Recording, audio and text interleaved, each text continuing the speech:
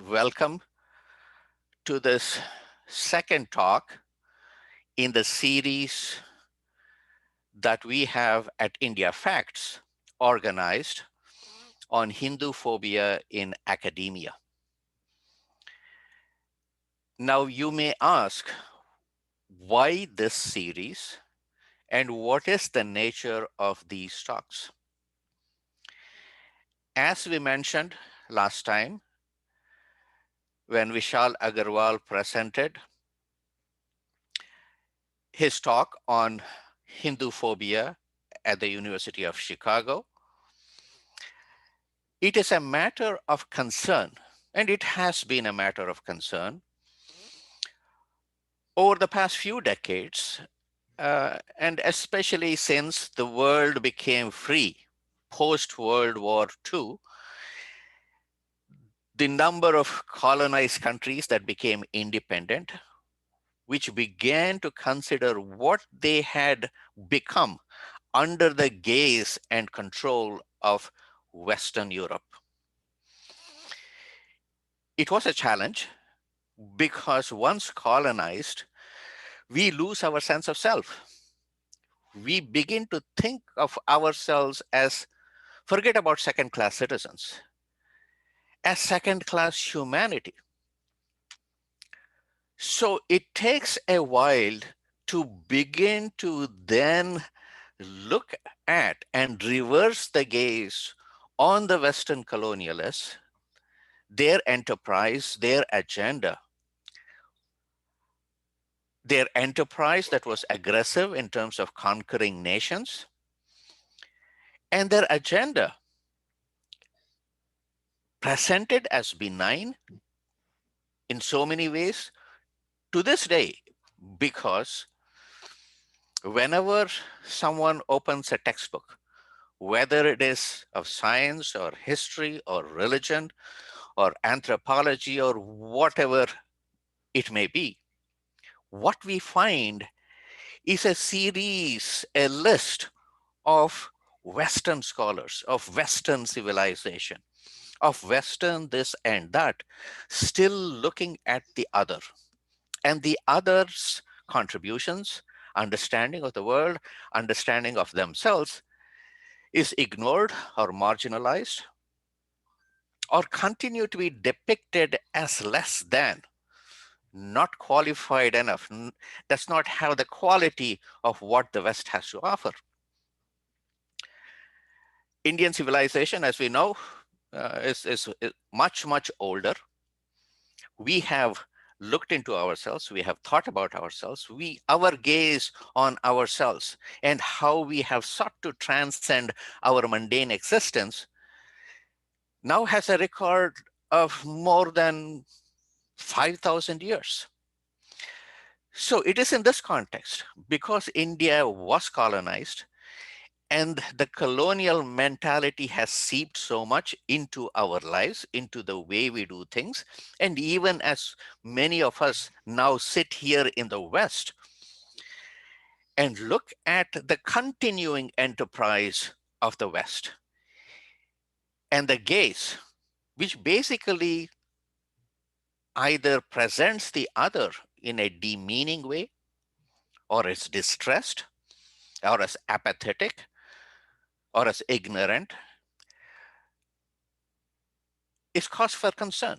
So at India Facts, where our agenda, our focus is on recording, both in words, in text, and in voice and sound and visuals, the Hindu phobia that is evident, and in fact, which is gathering speed, strangely, paradoxically enough,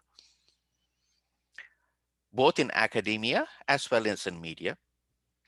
So in the pursuit of that, we have our second talk today by Vishal Agarwal on Hindu phobia that some of us who were involved in these things, in these matters 2 decades ago.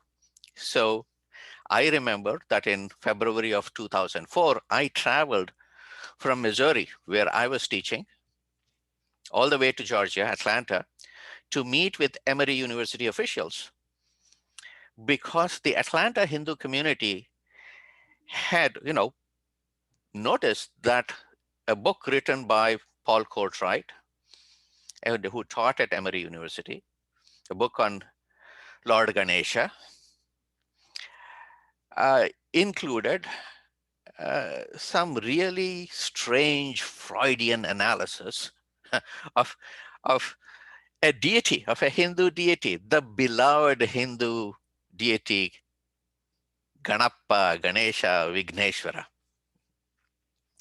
So we had compiled a binder full of material to show the Emory University officials, their deans and their provost, about what was wrong in this book by Professor Courtright, who taught at their university and whose book was being used to teach undergraduates, where basically Ganesha was presented with as and his visage, his trunk, his elephant trunk compared to a limp phallus, that had made us really concerned about the nature of this kind of an Freudian analysis. So when we put this binder together, we sought a meeting with Emory University officials. What we found when we finally got to meet them, and we had shared our binder full of material with them, for an hour and a half, we did our presentation. We talked to them. What we were met with was silence. We said, would you do the same thing, let's say, with the Muslim community, or let's say with the Black community? Would any one of your faculty dare misrepresent, demonize, marginalize, sexualize the other? We were met with silence. So basically, we were given the silent treatment. So it is in that context, and it is important for us to revisit that. And we have with us today Vishal Agarwal, who is going to be introduced by my friend Nishant Limbachia soon,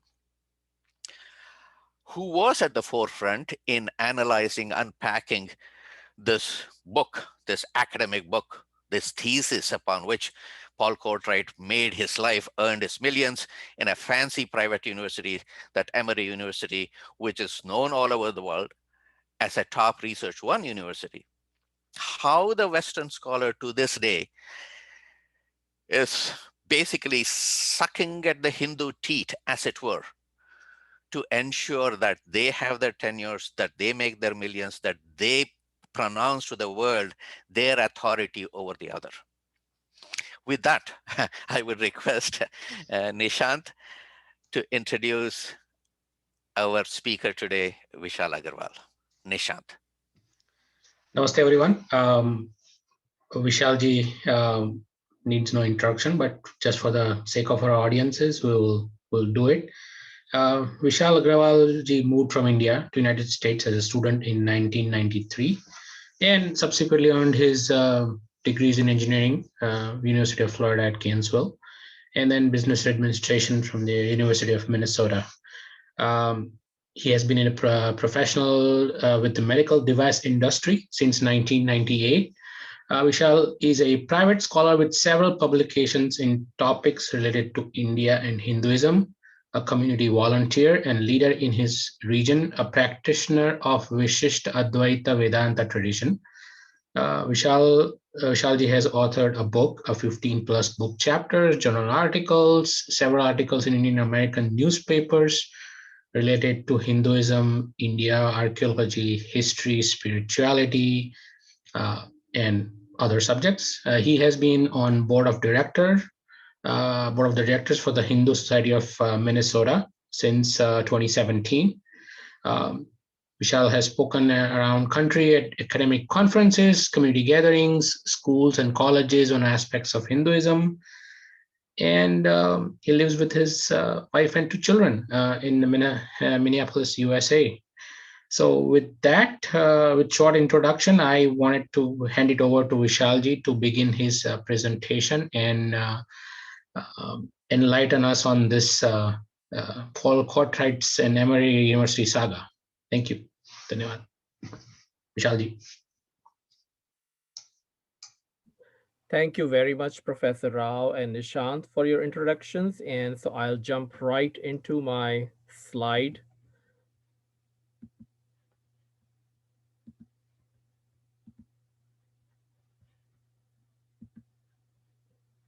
Can you all see my slide?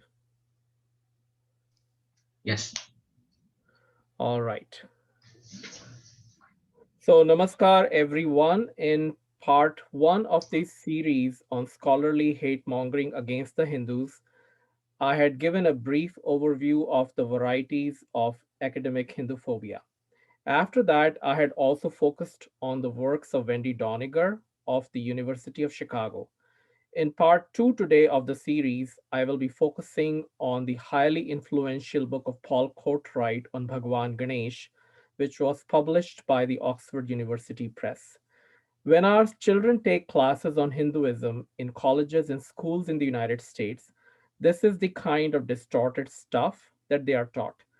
Therefore, I feel that it is very important to emphasize to them that they should learn from our heritage about our heritage from our own traditional scholars and not from Eurocentric or mentally colonized professors, whether they are Indian or non Indian. So, in the previous episode, I had highlighted how Wendy Doniger depicted Indian or Hindu deities as lustful, how she described Hindu saints to have indulged in sexual orgies, how she compared Hindu worshippers to cheating boyfriends, and had claimed that Hindu scriptures are a litany of tales of faithful women who were forsaken by their ungrateful husbands. It appeared that according to Doniger, we Hindus take after our devatas, rishis, and acharyas, and ourselves become rapists, sexual perverts, debauchers who need to be saved by the Catherine Mayos in the form of Wendy Donigers today. It appears to me that quite often Indologists and South Asian studies scholars are actually venting their own voyeuristic fantasies rather than explaining our own tradition faithfully. Or perhaps their approach towards Indians and Hindus in particular is that of colonial anthropologists who used to take daring trips to remote Pacific islands to study the sexual practices of the so called primitive aborigines. While other disciplines of area studies have made conscious attempts to decolonize themselves, Indology and South Asian studies scholars have been digging in their heels to enhance these prejudices. So, in this episode of Academic Hinduphobia, I will focus on Paul Courtright, whose book interprets the trunk of Bhagavan Ganesh as a limp phallus. Courtright is a professor emeritus at the private college called the Emory University, located in Atlanta, in the United States. In addition to this single book, he has also authored, or rather co edited, a book on deviant or marginal forms of Hindu marriage, in which he has included his own article on sati. Many of his other articles cover similar sensational topics. His PhD thesis from the Princeton University was also on Bhagwan Ganesha, and we'll take a quick look at that thesis also. My presentation is based on a published rebuttal of his book, which I had co authored with Karthik Kalavai Venkatramani. So I'd like to acknowledge Karthik as one of the co researchers of this rebuttal. So let's start on a lighter note. According to Paul Courtright, we Indians and Hindus in particular have gotten it all wrong about our history and religion. We believe that India got its freedom on the 15th of August 1947, but according to Courtright's book, India became free in 1948. In his urethral worldview, he explains the trunk of Ganesha as a link phallus. Talk about penis envy. Hindus have never heard and have never read in our scriptures the story of Devi Sati being raped by her own father Daksha. But Courtright claims that we Hindus have missed the story because we don't read our own scriptures. During the sacred thread or the Upnayan ceremony, a Hindu brahmachari is given a danda. dand or a staff. Paul Courtright explains that this staff or the dand represents a detached penis. And he also claims that in the Puranas, Ishvara or Bhagwan created the universe as literally his shit coming from the cosmic anus. If these errors were isolated and few, we could have overlooked them as typographical errors. But in fact, they are a part of a pervasive pattern to demean our faith and our deities using the so called trendy but questionable methodologies like psychoanalysis of Sigmund Freud. Some people might say, what's the problem? Let's just ignore his book. But I feel that the book cannot be ignored. In fact, it is an extremely prominent ideological publication for many reasons. First, it bears a foreword by none other than Wendy Doniger, who was then the reigning empress of Indology in the United States. And she was a cult figure for her very large group of students. Secondly, the book actually received a national award in the United States for its presumed academic excellence. This award was given in 1985 by the Committee on the History of Religions of the American Council of Learned Societies. Third, it was published by the Oxford University Press, which is one of the most reputed academic publishers in the world, and its Indian reprint was actually brought out by Motilal Banarsidass, which is the largest publisher, exporter, and distributor of ideological books from India. Fourth, it appears that the slanted descriptions of Bhagwan Ganesh have actually started creeping into the mainstream society in the West and also in the East. For example, the reason why this book came into limelight was an exhibit on Bhagwan Ganesh that I'm showing on the slide in the Walters Art Gallery in Baltimore, which also happens to be the hometown of our current president, Joe Biden. Now, that exhibit of Bhagwan Ganesh had a caption underneath him with many quotations from Courtright's book. And when visitors of Hindu faith saw that caption, they were really offended and they raised the issue. Now, going to the east, even as far as Australia, gay groups have started creating images of Bhagwan Ganesh that portray him as Ganesh, and this has led to protests by Hindus. So it stands to reason that Courtright's comparison of Ganesha with eunuchs and with a penchant for oral sex was responsible for these depictions, because, I mean, where else will this come from? Fifth, since the publication of this book, Paul Courtright has been acknowledged as a so called global authority on Bhagwan Ganesh. This is evident from the way in which numerous other writers of books on the deity not only acknowledge his help and guidance, but in fact, they also often quote his book that we are reviewing in an approving or at least in a neutral manner. For example, and not surprisingly, the Marxist historian in India, Ramila Thapar, in an article in a book titled Recent Perspectives of Indian History that was published in 1995, cites Courtright's book as a modern way of looking at the history of religion. When I searched for his book in the World Catalog of Libraries, I noticed that there were more than 420 libraries in the world and more than 300 college and school libraries in North America alone that have a copy of this book on their shelves. This is an extremely large number for any ideological publication, and it confirms the book's widespread acclaim and popularity in American academia. A book called Vishnu on the Freud's Desk, which is considered a source book on Hinduism and psychoanalysis, also quotes Courtright's book on Ganesha to explain the father son relationship in the Hindu society. So, we will look at this source book also later in this presentation. So, no wonder with all these accolades and accomplishments, Courtright has actually done professionally much better than most other scholars in Hinduism studies. In fact, for years, he was the co chair in his department in the Emory University, where he taught for decades. So, how did this controversy arise? In mid 2003, after the exhibit at the Walter Gallery, there was a fierce controversy over Courtright's book.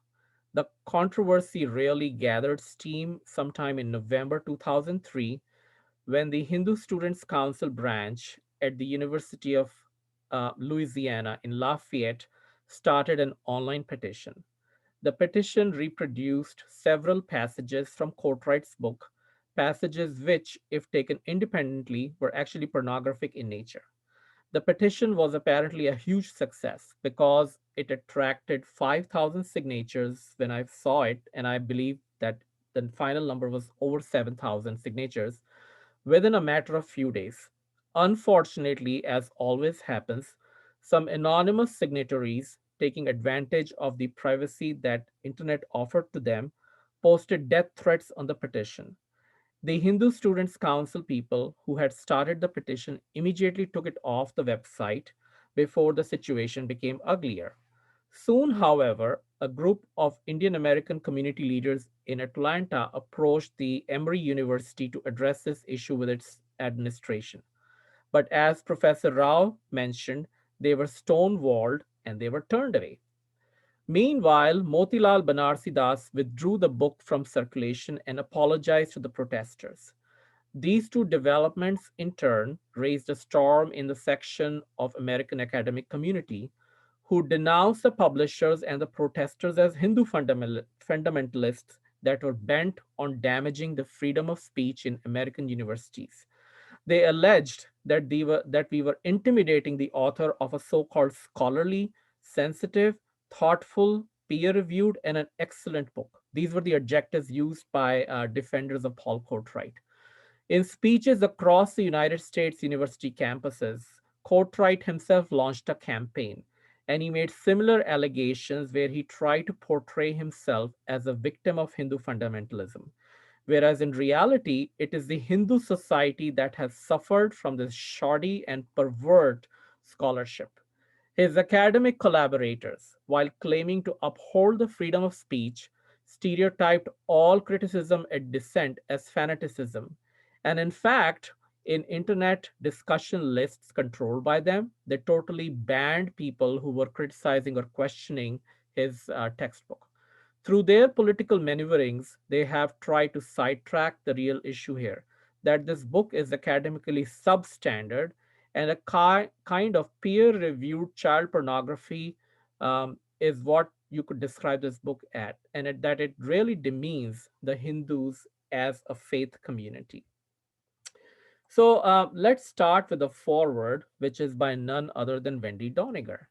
And in this picture, on the top left, we see a very popular theme in Hinduism where Rishi Vedvyas dictates the Mahabharat to Bhagwan Ganesh, who's a scribe. But how did Wendy Doniger describe this in the 1985 or the first edition of the book in the foreword? She said that the Mahabharat tale was dictated by Ganesh to Vyas. And then she said, she interpreted that to mean that every book exists in totality in the mind of the elephant headed god. And we scribes merely scramble to scribble down those bits of it that we grasp. Now, obviously, somebody caught this error and let the publisher and the author, Paul Courtright, know. So, in the future editions, if you look at them, this has actually been changed. And so now the forward reads the Mahabharata tale in which Vyas dictates the epic to Ganesha. So the correction was made, but now this corrected portion does not at all match what follows. Because if the book exists in the mind of Ganesha, then how come Vyasa is dictating it to Ganesha? So the point I'm trying to make is that the so called scholars get even elementary facts about Hinduism quite incorrectly. And we will see many, many examples of these in our subsequent slides. In this foreword, Wendy Doniger praises the book to the seventh skies and says that she would have loved to write it herself. And not surprisingly, therefore, the American Academy of Religion, of which she was a president for a few years, awarded Paul Courtright for writing such an excellent book that we shall now review. So, let me, in the first part of my presentation, restrict myself to the issue of Paul Courtright's misuse of primary data from the Hindu scriptures for developing his thesis. I'm going to argue that since the author has taken great liberties with Hindu texts and traditions, his interpretations depend on a flawed set of data and therefore his conclusions cannot be valid. I shall examine his misuse of the textual data under different classes of Hindu scriptures. I want to emphasize that the examples that I shall deal with are merely illustrative. They actually form a very small subset of distortions that are throughout, they pervade the textbook. For example, in in in a particular page, number 11 of his book, Paul Courtright claims that the Rigved 8.4.1 associates the thigh with a phallus. Now, it looks like Paul Courtright never checked the text of the Rig Veda, and either this is a typo or he must have got it it maybe it was a secondary reference that he copied from another source which was wrong to start with. So I have quoted this mantra here, noting that in the Rig Veda you can cite the mantra in the Mandal Sukt mantra format or in the Ashtak Varg Sukt mantra format. Sometimes the Varga is not given. But the most common format is the Mandal, Sukt, and Mantra because that's what Courtright seems to be using elsewhere in the book. And so in this mantra, and I'll give the very straightforward translation by Griffith, it is addressed to Indra, who is called by everyone in all the directions. And if you see, there is absolutely no hint and no statement that you can associate with the phallus. So one starts wondering, what Courtright was imagining when he wrote this particular claim about the Rig Veda. So now let's come to the secondary ancient commentaries on the Vedas called the Brahmana Granth. He cites on that same page of his book. He says that Aitreya Brahman 1.21 refers to Shiva. What's the reality? Actually, when you look at the Aitreya Brahman, the actual text reads the very famous mantra that we chant in our prayers, Gananam Tva Ganapati Gum Havamahe. And so, and the Aitreya Brahman actually clarifies that this invocation is to Brahmanaspati or Brihaspati and not to Shiva. So there again, Courtright was wrong. Secondly, on the same page, Courtright claims that the Taittiriya Brahman 10.15 contains the word Danti. I have numerous editions of Taittiriya Brahman in my home, and this reference by Courtright is again very problematic because the scripture is divided into three books, which are further divided into smaller sections. So, first of all, Taittiriya Brahman 10.15 does not make any sense. Now, Courtright claims that he got this reference from another work of the famous French Indologist Louis Reno. But when I checked the original article by Louis Reno, there is no mention of the Taittiriya Brahman in it. In fact, Reno's article points to Maitrayani Samhita 2.9.1. On the same page, further down, um, Courtright claims that Taittiriya Aranyak 10.1.5, which we properly know as the Vigneshwar Gayatri, and I have quoted it there. He says that this mantra is a Brahmana text. Well, first of all, it's not a Brahmana, it's a mantra. And then he claims that this mantra need not refer to Ganpati.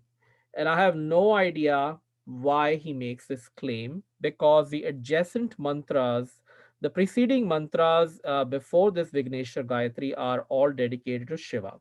Right after this Vigneshwar Gayatri, we have a mantra to Nandi, followed by mantras to Kartikeya.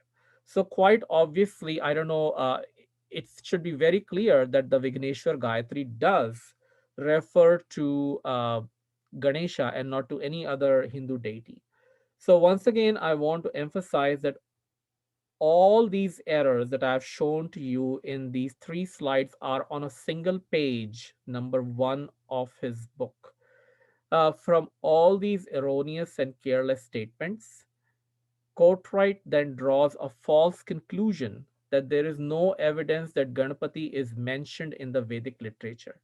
So, quite clearly, it's a case of garbage in, garbage out kind of scholarship. There are many other Vedic scriptures in which Ganpati is mentioned in various forms, and Courtright does not even address them. When we come to the Kalpa Sutras, which deal with various Vedic ceremonies, he describes, while describing his sexualized version of Ganesha, Courtright now takes a step forward and transplants erotica into the solemn Hindu ceremony of Upnayan, in which young Hindu males are initiated into their student life and they are given a danda or a wooden staff. This ceremony involves a symbolic transformation of the would be teacher of the student into his new father. So the guru or the acharya thereafter becomes his father. However, Courtright sees something very sexual in this whole affair. He says that the brahmacharya of Ganesha, with his broken tusk, reminds him of the dand or the staff of the brahmachari, which he then equates to a detachable penis in his PhD thesis. And he claims that Parvati handed this detachable penis to her son Ganesha. I mean, talk about sexual abuse of children.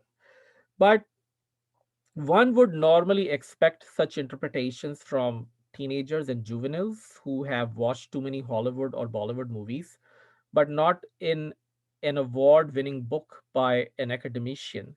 You know, it reminds me of my own younger years when in the Bollywood there was a movie and Amitabh Bachchan sang a song, and the wording was Hum to tambu mein bamboo lagaye baithe. And all of us teenagers would listen to the song and giggle.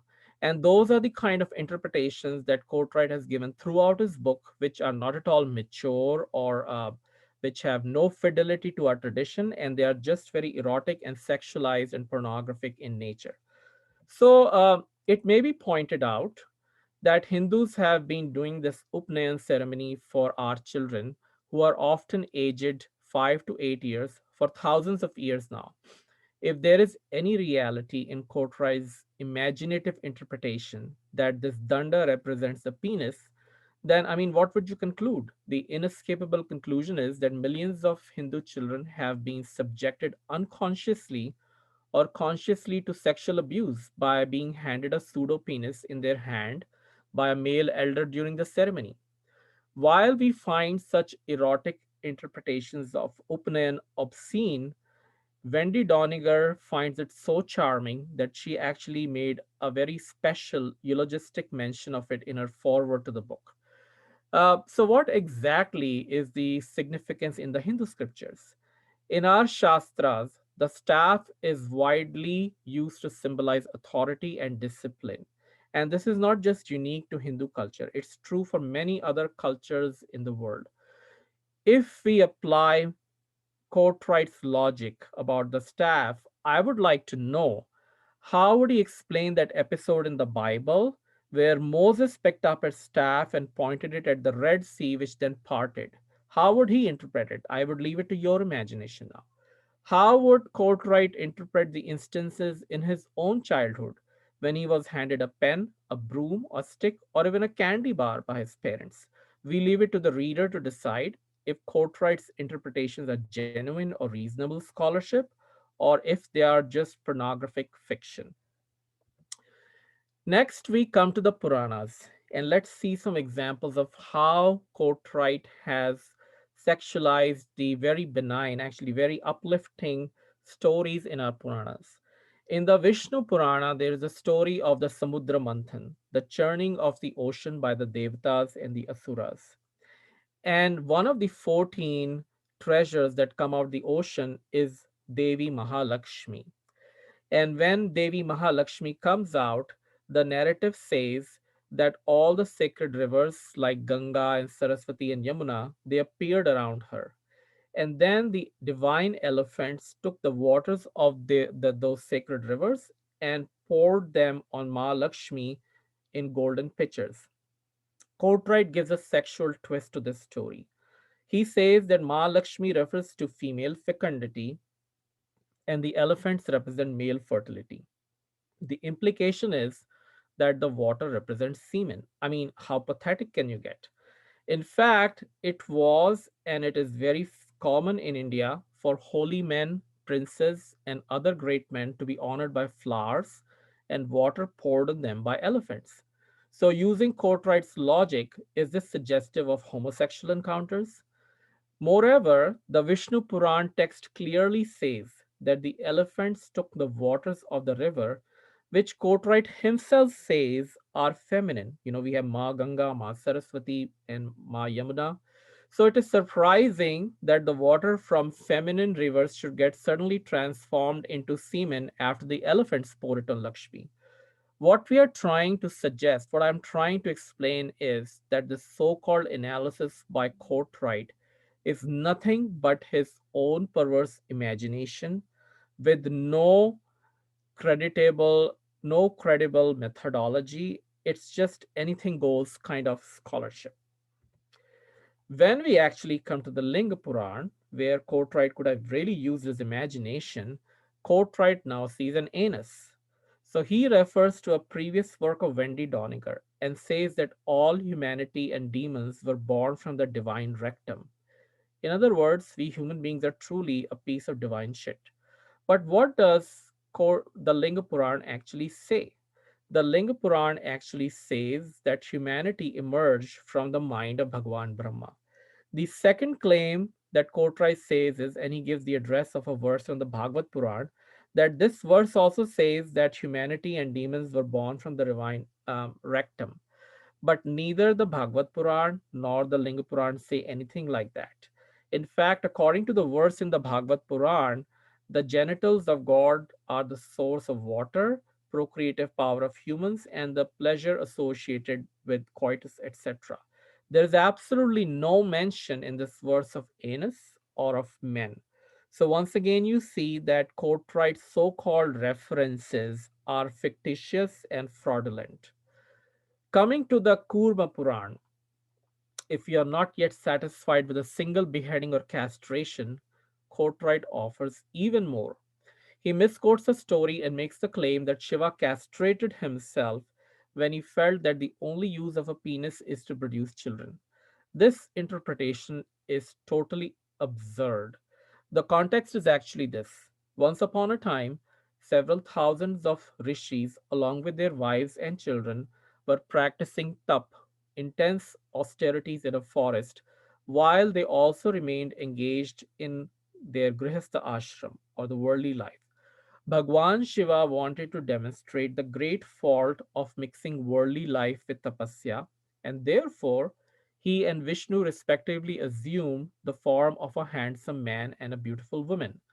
They approached the settlement of the rishis and their families, with Bhagwan Shiva naked and Bhagwan Vishnu dressed up beautifully as Mohini. Upon seeing them, the wives of the rishis were filled with passion for Shiva, whereas the rishis and their sons were themselves attracted towards women. Soon, the rishis realized what was going on. So they approached Shiva, and in great anger, they asked him to put on clothes and abandon his own wife, Vishnu, which was totally contrary to what they were themselves doing. They also started casting aspersions on the character of the lady, who was none other than Bhagwan Vishnu in a different manifestation. But Lord Shiva replied that he was a sadhu and therefore the rules of modesty did not apply to him. Moreover, he argued that his wife was pure and the rishis' accusations were totally unfair. So the rishis then started assaulting Bhagwan Shiva physically and asked him to castrate himself. Bhagwan Shiva replied that he would gladly do so if their enmity were just with his ling. However, as soon as he did so, the world became dark, and the rishis were unable to see Bhagwan Shiva, Bhagwan Vishnu, or even the Linga. So the story thus continues, and eventually Bhagwan Brahma explains to the rishis that all their yajnas, all their Vedic learning, and all their meditation are fruitless if they don't aspire to know Mahadev, Shiva, And he also describes the glory of Shivalinga and so on. The crux of the story is that we may become rishis and we may go into forests, but if we have not overcome the passions in our mind, we are no better than the ordinary human beings who is led astray by every passion that comes to every sense organ in our body. And how does Courtright say? He the only thing he sees is that Shiva castrates himself because the only use of the linga is to procreate, children. But in reality, the text glorifies Shiva Bhakti over totally fraudulent tapasya. Let me now come to a very popular story and see how Courtright has twisted that either also. The Gajendra Moksha narrative, occurring in the eighth book of the Bhagavad Puran, is a beautiful tale of bhakti, devotion, and divine grace that continues to inspire millions of Hindus even to this day. The central theme of this narrative is that no amount of worldly power and happiness, Aishwarya and Sukh, can save us in the time of dire calamity. Only Bhagwan can save us. This story is too well known for me to repeat here, but it has inspired bhajans in numerous languages. And I personally teach my students how to sing a pad of Surdas, which begins with the words Hey Govinda, Hey Gopal, in which Surdas refers to this story and emphasizes that death can come to us in a moment and only God can save us. But how does Courtright interpret it? According to him, the alligator in the story, or rather the crocodile in the story, refers to an ascetic, whereas the elephant represents an erotic creature.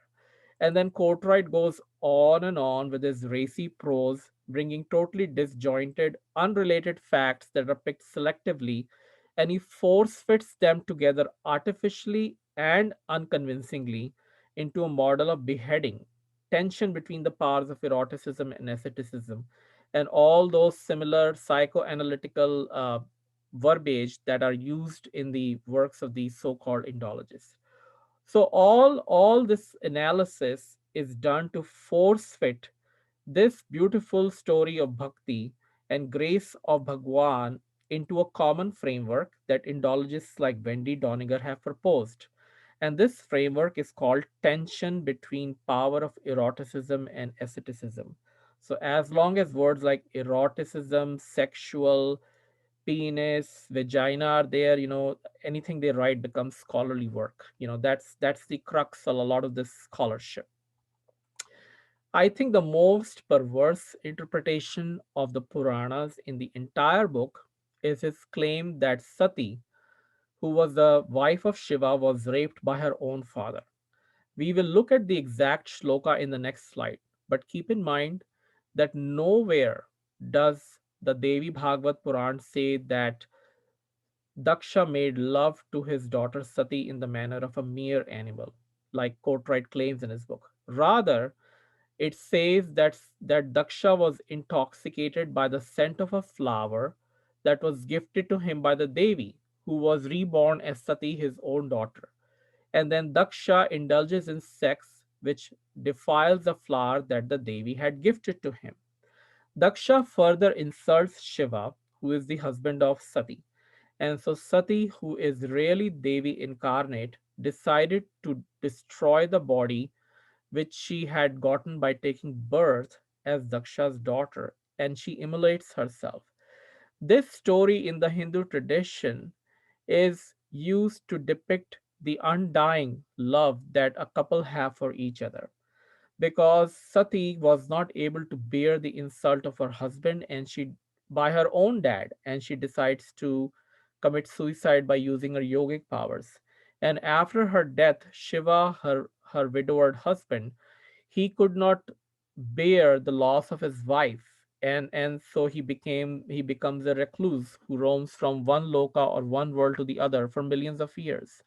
And this is a story that we tell our children, that Sati was reborn as Parvati and again she married Shiva.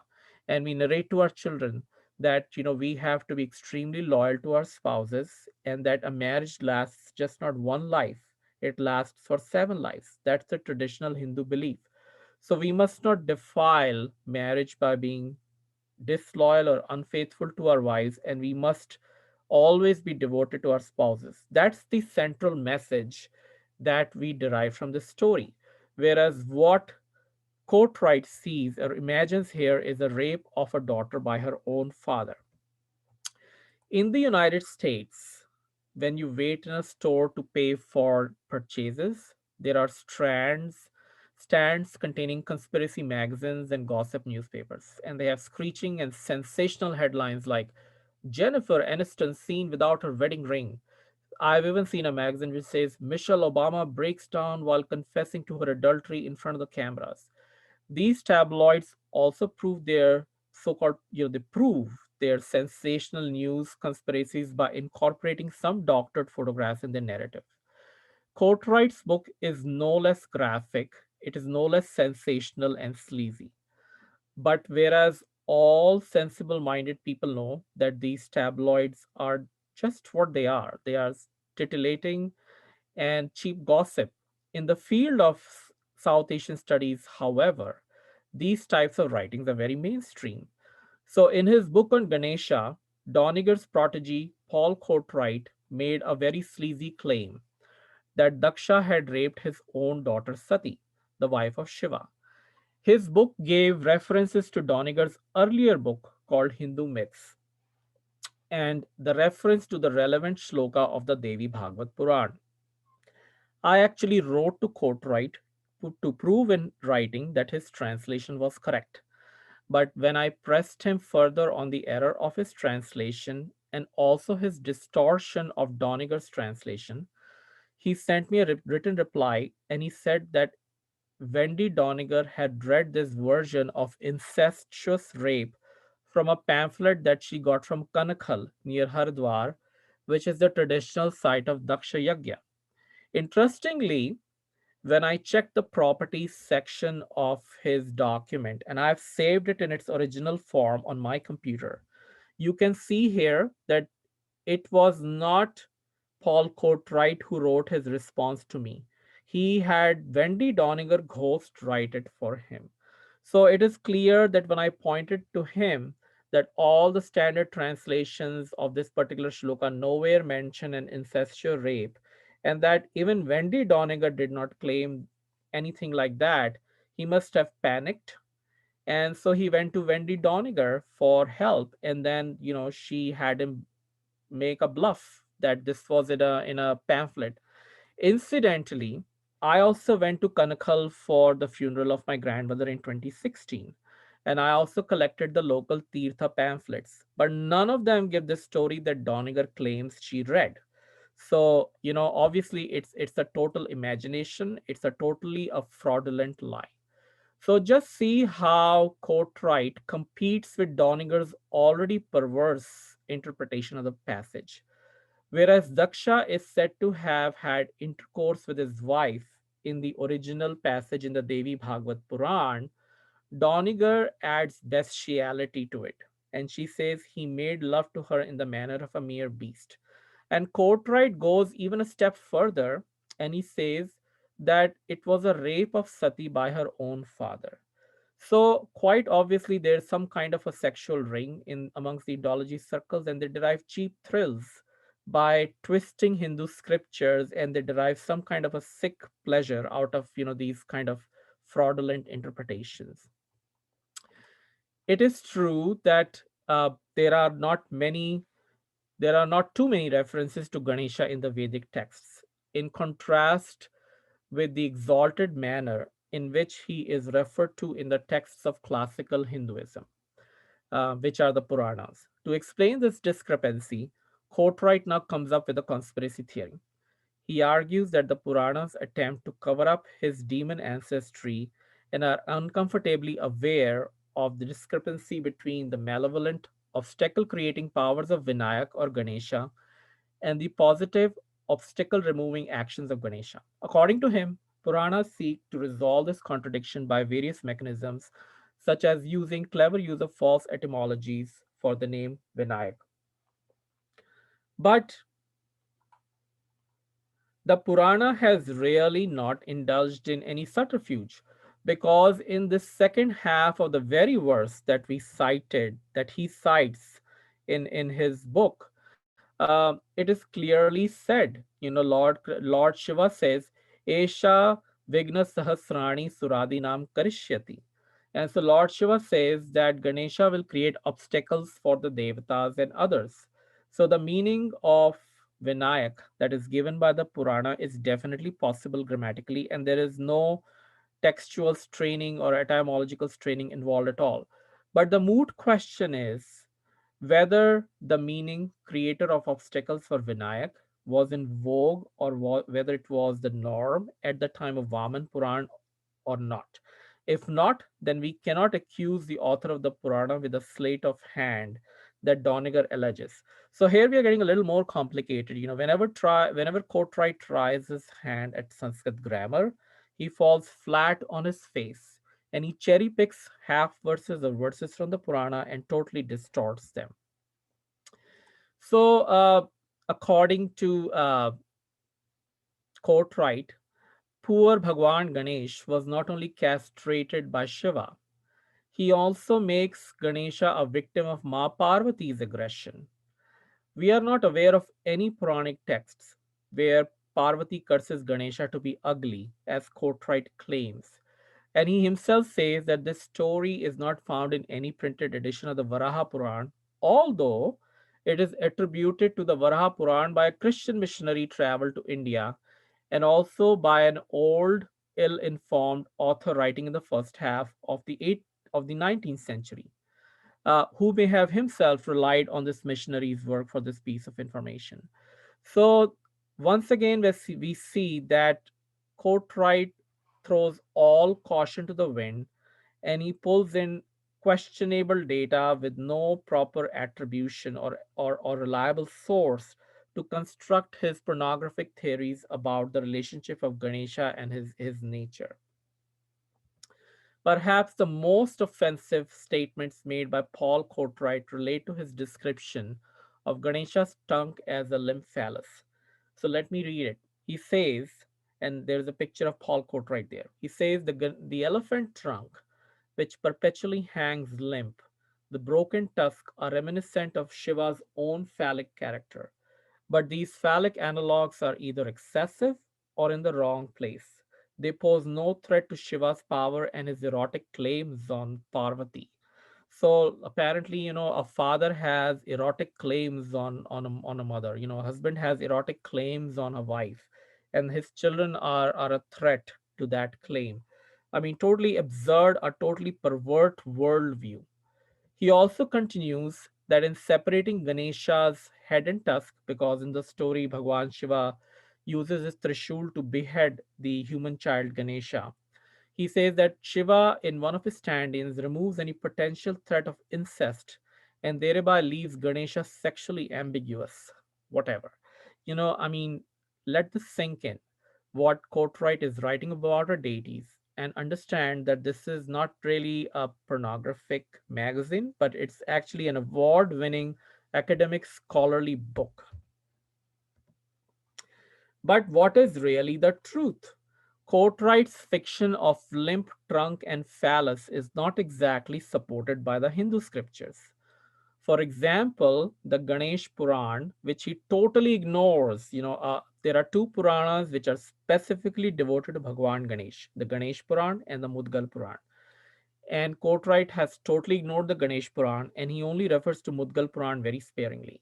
So Ganesh Puran says that the trunk of Ganesha is so strong and so powerful that it's much more powerful than the trunk of Airavat and other divine elephants, the Ashtadikpal, or the guardians of the eight quarters of the universe. In fact, Courtright thus misses a good opportunity to discuss penis envy. The tantric texts, which Courtright ignores completely, distinguish between Ganpati's trunk and his phallus, and the latter does perform its intended functions according to these texts. So, in short, the data from the texts ignored by Courtright completely negates his own interpretations of Ganesha's trunk. One can also show numerous pictures and murtis of Ganesha that prove that Ganesha's trunk is not that limp after all. In fact, it is Courtright who suffers from intellectual impotence. So, for example, here I have shown a modern picture of Bhagwan Ganesh where the trunk is not exactly limp, it's raising a lotus flower. And when you have images of Ganesha eating the modak, again, the trunk is being lifted to eat the modak. So, let's come about the single tusk of Ganesha. What does our scripture actually say? So, and what does Courtright say? As expected, under the subject, the tusk, Courtright brings all kinds of disjointed, unrelated Puranic narratives, and then he lays the ground for a discussion on the so called beheading, decapacitation, amorous play, and all such sexual Freudian stuff in chapter 3 of his book. Ignored, of course, are the mystical and spiritual interpretations of a single tusk. For example, the Mudgal Puran says that Eka means Maya and Dant is the Atma. So, by tearing off one of his tusks, Ganesha has discarded the Maya and he has dedicated himself purely to the Atma. So, we find a lot of these spiritual interpretations in our Kavyas, in the Puranas, in our Bhashyas and Tikas. Far from being a castrated phallus, the broken trunk of Ganesha is a very potent weapon. The Krida Khand of the Ganesh Puran describes a battle between the Devantak, who is an Asur, and Ganesha. And Ganesha is actually assisted by his spouses, Riddhi and Siddhi. So in the battle, Devantak uproots the trunk of Ganesha, but Ganesha snatches it from entire section called the Ganapati Khand, which comprises of 46 chapters. So, making all these kind of false claims and then drawing conclusions is something that you find rampant in Courtright's so-called award-winning research.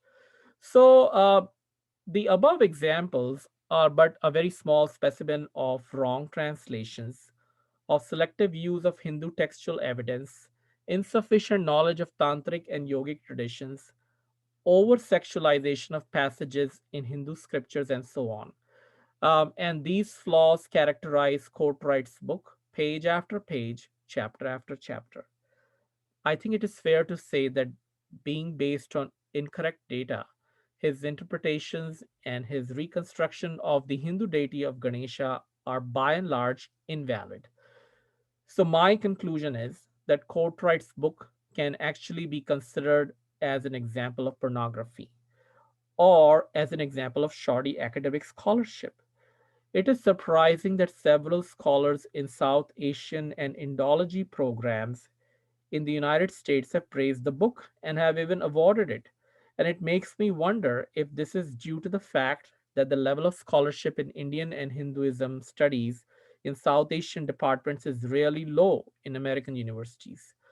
Now, let me give you an example which will explain why these interpretations of Ganesha are really offensive to us. We are all familiar with the character of Mickey Mouse. Mickey Mouse is not worshipped, of course, but he continues to delight millions of adults and children all over the world with his delightful antics. I grew up watching Mickey Mouse cartoons, so did my children. Now, if someone were to obsessively and insistently see genitalia or and other kinds of sexual stuff in this character or persona, or in Mickey Mouse, we would normally conclude that he is suffering from some pathological disorder that requires medical attention. You'll be surprised that in the United States, there do exist some so called but useless research that explore the sexual angles of Mickey Mouse. But these studies are really on the margins of US academia. The image of Mickey Mouse is in the general public, in the general scholarship, one of a very delightful, youthful mouse. Similarly, in the Hindu tradition, although Ganesha eventually married and even had a daughter whom we worship as Santoshi Mata, his narratives are dominated by the popular image of a delightful child. And this explains why we have immensely popular movies like Oh My Friend Ganesha, of which I'm showing a picture, that were produced by Bollywood children. My own children, my friends' children have grown up watching these movies. And so I think that Courtright's perverse interpretations of Ganesha are a kind of sexualization of children. It's like an act of child abuse. But unfortunately, whereas so called PhD theses on the sexual nature of Mickey Mouse are on the margins of American academic research, the case with Hinduism studies is very different. These kind of perverse interpretations are at the very center of the so called scholarship in South Asian studies and departments in the United States. This brings me to the methodological issues with Courtright's interpretations. Where is Courtright getting these revelations about our Devi Devtas? He claims to use a tool called psychoanalysis, but there is no evidence whatsoever that he or his mentor, like Wendy Doniger, got professional training on these tools. It's interesting that tools like psychoanalysis and anthropology are used to study and dissect only non Western cultures, which are perceived as exotic or inferior compared to Western cultures. Fans of psychoanalysis in literary theory talk about the so called psychoanalytic revolution. There are even books with that title. But this cult has long lost its charm and appeal in many other area studies or academic study of religion. However, Hinduism is an exception. Wendy Doniger, Robert Goldman, and their numerous academic progeny in South Asian departments, studies departments, have recklessly used Freudian free association to insert words like penis, beheading, castration, etc., without any rhyme or reason while studying Hindu traditions.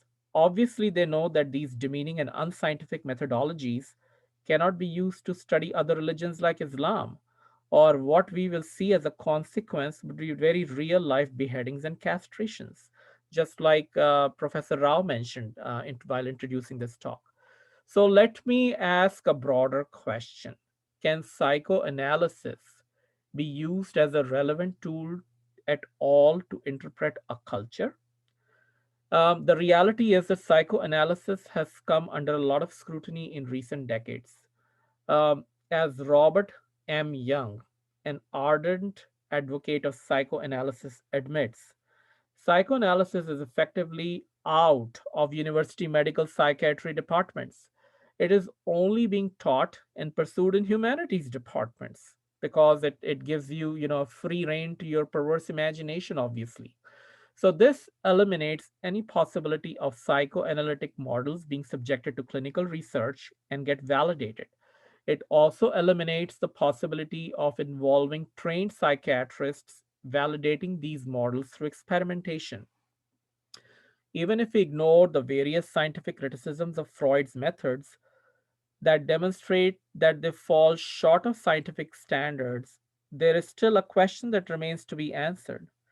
The question is, can one use psychoanalysis on literary figures and read everything as the collective manifestation of societal impulses? I would like to argue that such empiricism works only at an atomic level. And even if psychoanalysis has any validity, which is a questionable assumption, it can be valid only at an individual level.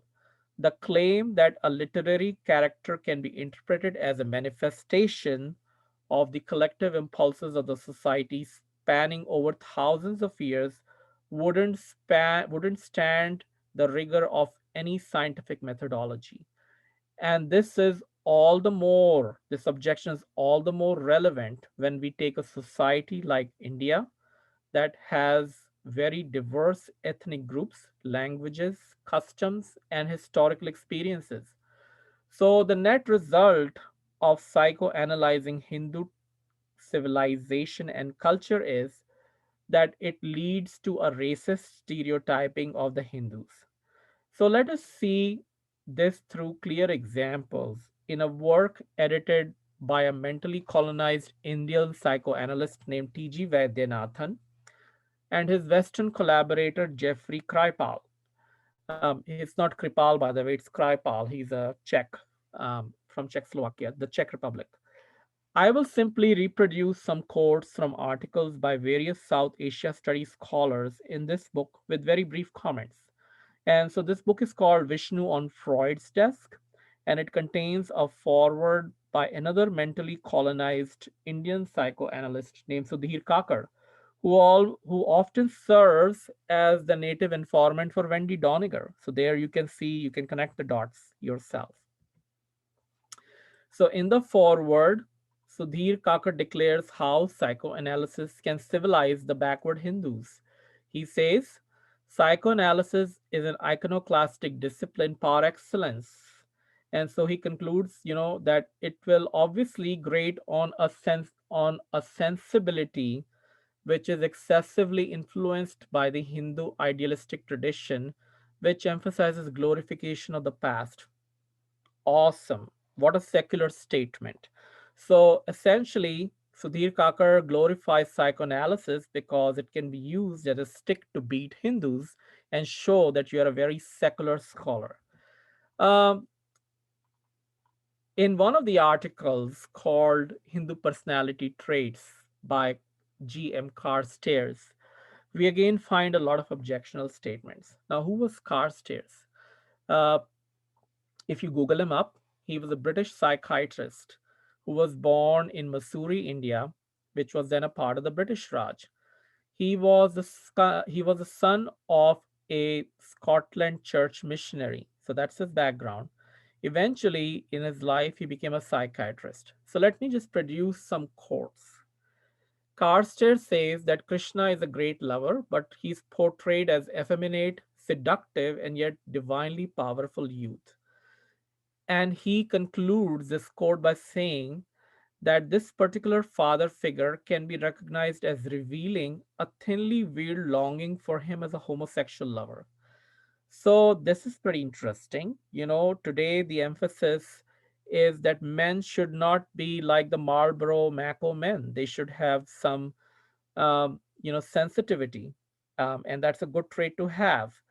But, if Krishna shows that trait. And if we Hindus love Krishna, then according to Carstairs, it represents our longing to have Krishna as a homosexual lover. I mean, how perverse this is.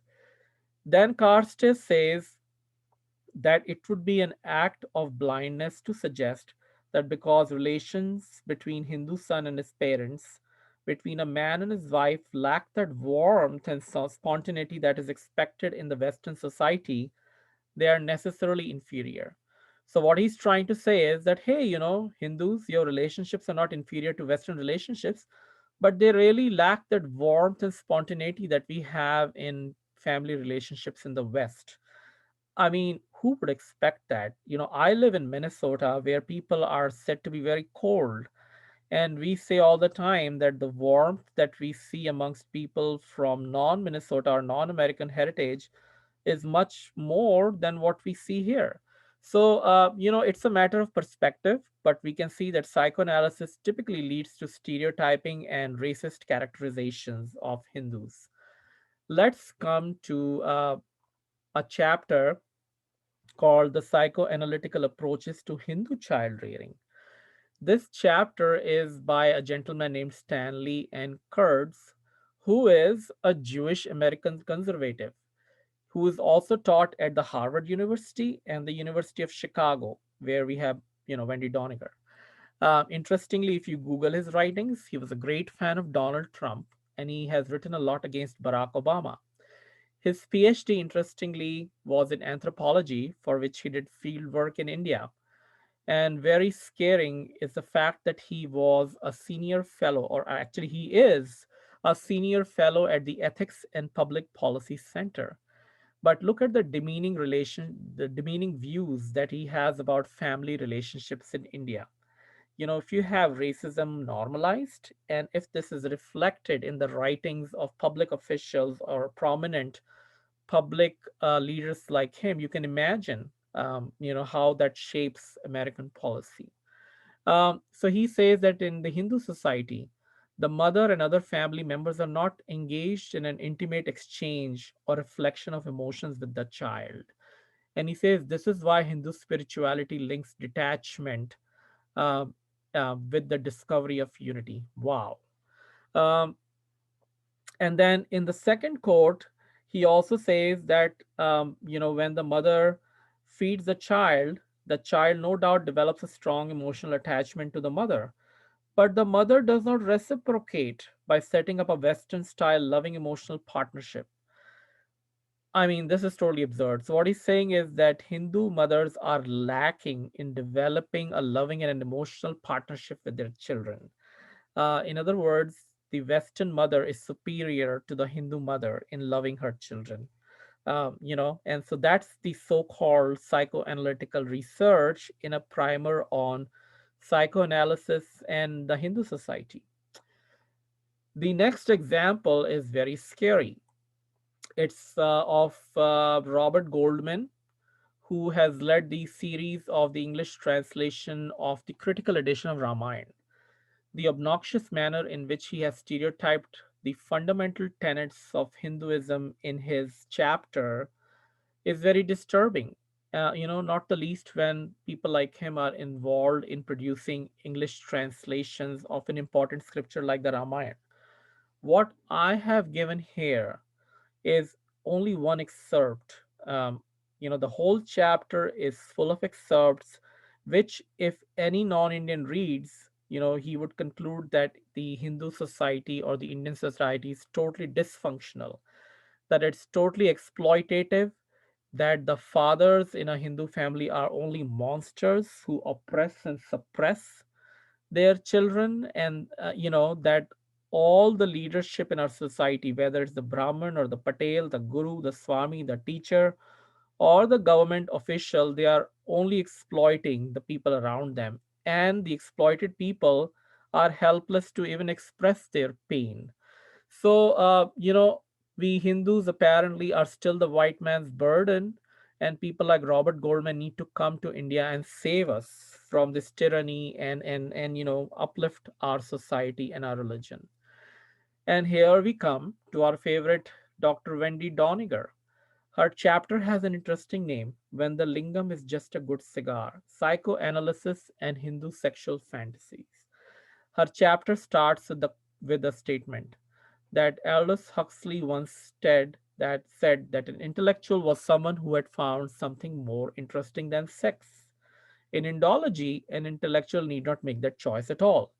And we clearly see that work, that she didn't make that choice. Actually, she injected, you know, pornography in Hindu tradition wherever she wrote books. And here's an example of the cover picture of one of her books that she wrote.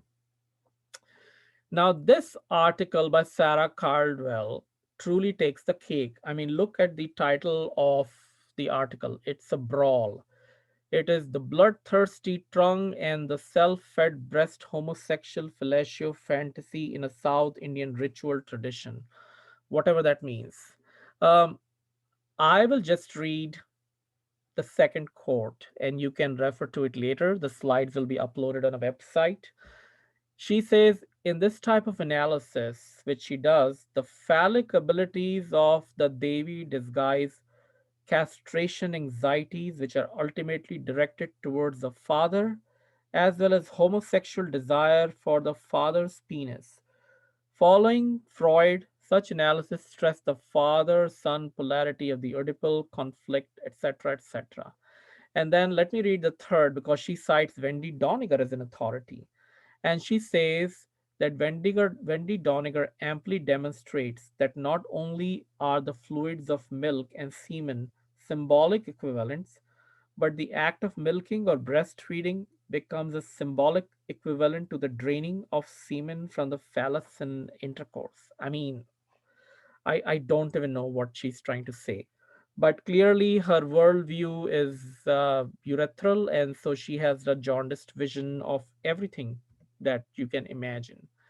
Um, this brings us back to Jeffrey Kripal, and hopefully, we will have an academic Hindu phobia session on him too. He writes an afterword to the book, of which he is a co editor. And he says that if somebody employs psychoanalysis to study Hindu culture, civilization, and Sanskrit scriptures, he doesn't even need to do any field research. Why? Because psychoanalysis is something universal. It deals with the universally common human mind. And so, using this psychoanalytical tools, one does not have to do any field research. One does not have to talk to Hindus at all. But just sitting in an in an ivory tower chair, you can use psychoanalysis to draw very insightful conclusions about the Hindus. Well, I don't know if Kripal ever used psychoanalysis as a tool to interpret Christianity or Islam or Judaism. Um, Such tools are reserved for the primitive Gentus and other native cultures who are inferior and barbaric in their opinion. So one might ask, did we try to reach out to Courtright? This is a picture of him with a child. Hopefully, it's his grandson or granddaughter. Um, After the controversy with the book, when the mud hit the fan, Courtright did try to indulge in some damage control. In the now academic South Asia Religion Scholars List, titled as RISA, which is the archives are now closed to public after all these controversies, he said, I wrote this book over 20 years ago in a different discursive environment than we have now. Were I writing that book today, I would hopefully be more aware of how it might be read by some Hindu readers in both in India and its diasporas. This confession is quite puzzling, not just to an academician, but even to a layperson like me. And it raises questions about ethics and honesty. Is an academician expected to play to the gallery, as Courtright has confessed that he did? If so, is it not a violation of objectivity, ethics, and honesty? One can understand that interpretations of literature, history, or any other observable phenomena changes as new proven theories and data emerge. But should the interpretation change according to the audience or according to the readership? What kind of academic honesty and objectivity is that? So, Courtright apparently felt that as long as his audience was not Hindu, he could depict our faith in an extremely obscene manner. But today, with more Hindus constituting his audience as immigrants, or even in India in a global audience, he feels that he has to calibrate his interpretations differently. Strangely, the academic reaction to this bizarre phenomenon ranged from a deafening silence to showering praises on Courtright. Perhaps, a lot of these praises were coming from other children of Wendy Doniger, other academic children.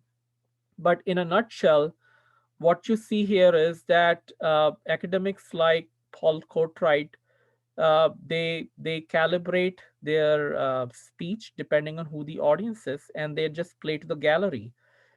Academic honesty and objectivity is not very important to them. It's how they can please or titillate the audience that's sitting in front of them. So we actually did try to engage Paul Courtright in an email conversation in early 2004. He sounded very angry and dismissive. I have all the emails saved with me. He beat a lot around the bush and he said that he will respond to our criticism, but the response never came.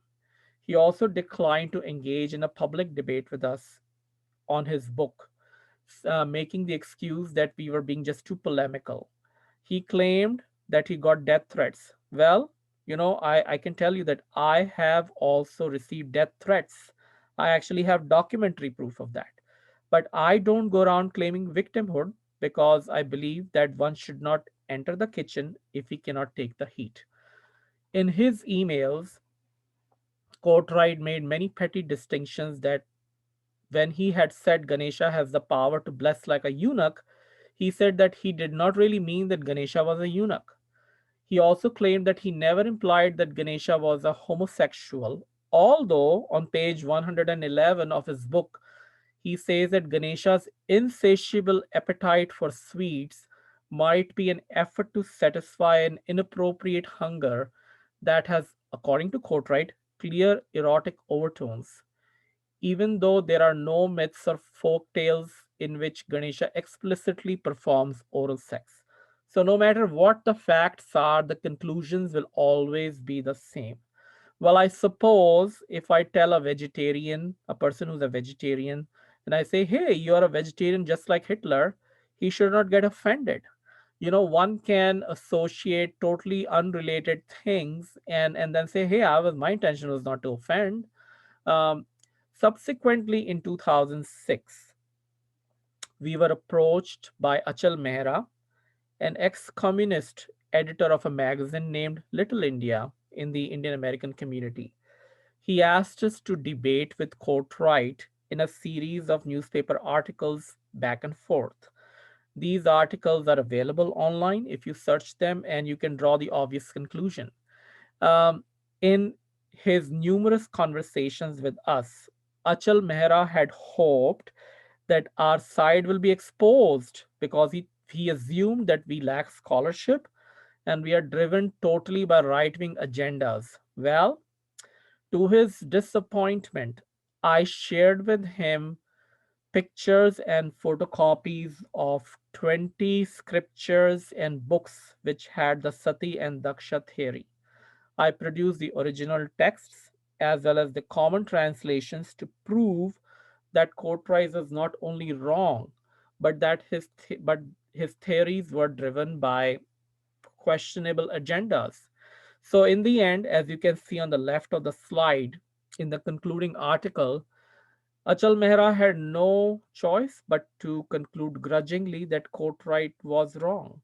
And like I mentioned earlier, we discovered that Courtright's response was actually ghost written by Doniger. And like I mentioned, I still have the original file with me with the date stamp on it.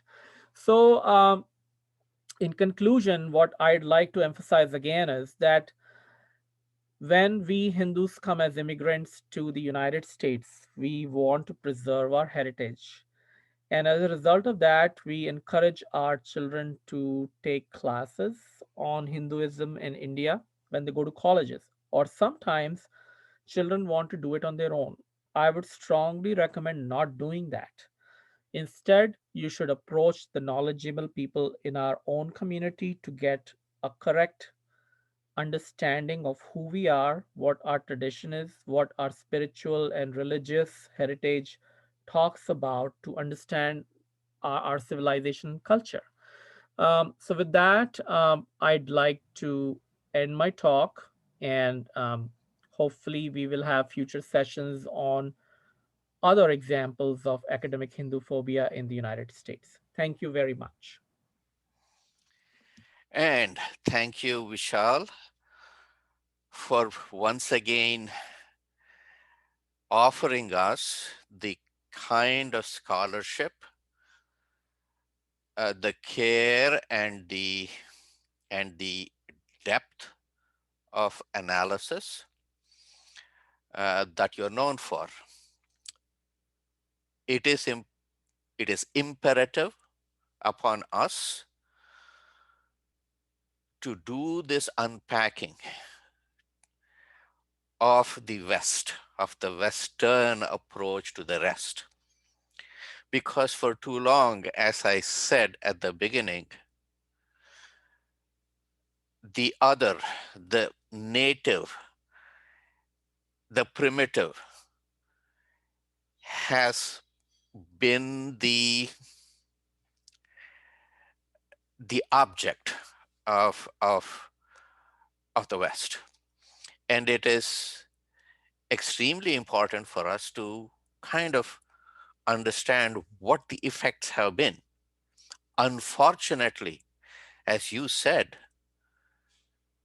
we now in India, forget about here in the US, are so enamored of Western traditions of scholarship of the Western approach, a reductionist, an imitative, scientific, quote unquote, understanding of the human quest has basically been used to reduce us to some kind of a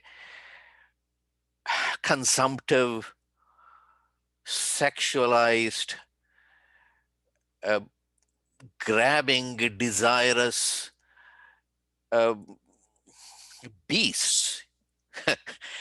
I don't know how else we can understand this approach.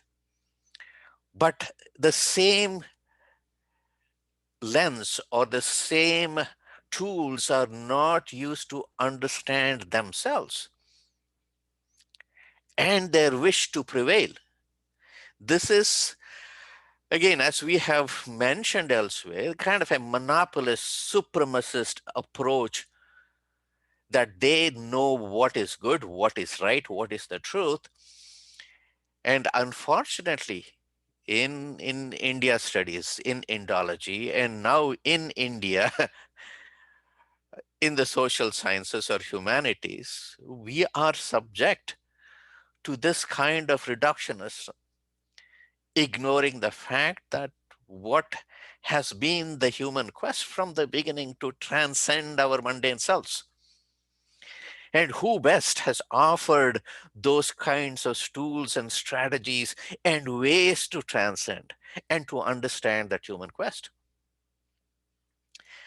But again, it is important, therefore, for us to begin this unpacking, to continue with this analysis, so that first of all, we can recover our own selves, our own people who have been so seduced by this very powerful uh, proprietorial Western academic and media enterprises. And as I've said, many of these Indologists, you know, still now active or retired, uh, now prospering from this kind of enterprise and celebrated the world over as somehow offering insights into the other. So what we would like here, and in this particular recording where we have not invited the public, we are going to offer this to the public, and we want to invite you back once they have had the opportunity to listen to you, to think about what you have said, and then come back with questions so that they can then put you on the hot seat. You have been on the hot seat, you know what you are talking about, but we want to give people the opportunity and the time so that they can really think about this.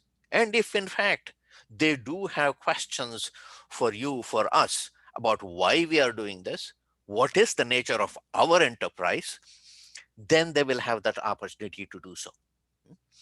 So once Mhm. again, thank you so much. I thank Nishant for introducing you to our viewers. I thank Ramsundar for his help today. I thank my uh, India Facts uh, staff and people back in Bharat, India, for enabling us to record this. And we shall come back again very quickly, hopefully, once we edit this and put this online for people to view and get ready and excited to talk with you. Okay. With that, thank you and dhanyavad. Thank you very much. Thank you.